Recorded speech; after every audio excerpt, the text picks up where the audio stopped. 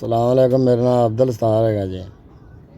ਤੇ ਆ ਗੋਦ ਡਿੱਗ ਪਿਆ ਸੀ, ਆਪਰੇਸ਼ਨ ਹੋਇਆ ਮੇਰਾ। ਮਿਸਤਰੀਆਂ ਦਾ ਕੰਮ ਕਰਦਾ ਸੀ ਤੇ ਗੋਦ ਡਿੱਗ ਪਿਆ ਸੀ ਥੱਲੇ, ਤਿੱਲੀ ਪਾੜ ਗਈ ਸੀ। ਹੁਣ ਕੰਮ ਨਹੀਂ ਹੁੰਦਾ ਪਿਆ। 4 ਬੱਚੇ ਨੇ। ਕਮਾਉਣ ਵਾਲਾ ਮੈਂ ਹੀ ਹਾਂ ਬਸ, ਹੋਰ ਕੋਈ ਨਹੀਂ ਕਮਾਉਣ ਵਾਲਾ।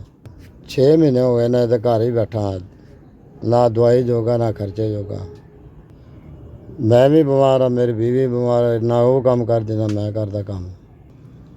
ਪਹਿਲੇ ਪੈਸੇ ਪੂਸੇ ਦੇ ਦਿੰਦੇ ਸੀ, ਕਦੀ 1000 ਕਦੀ 500 ਰੁਪਇਆ। ਹੁਣ ਕੋਈ ਵੀ ਨਹੀਂ ਦਿੰਦਾ ਪੈਸੇ। 4 ਹੋ ਗਿਆ। ਡਾਕਟਰ ਕਹਿੰਦੇ ਨੇ ਦਵਾਈਆਂ ਖਾਓ, ਉਹ ਵੀ ਕੋਈ ਨਹੀਂ ਪੈਸਾ। ਹੁਣ ਕੀ ਕਰੀਏ? ਨਹੀਂ ਕਰੋ।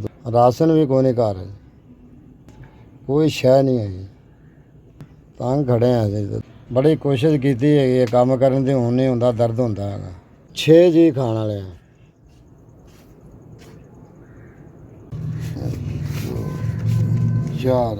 ਚਾਰ।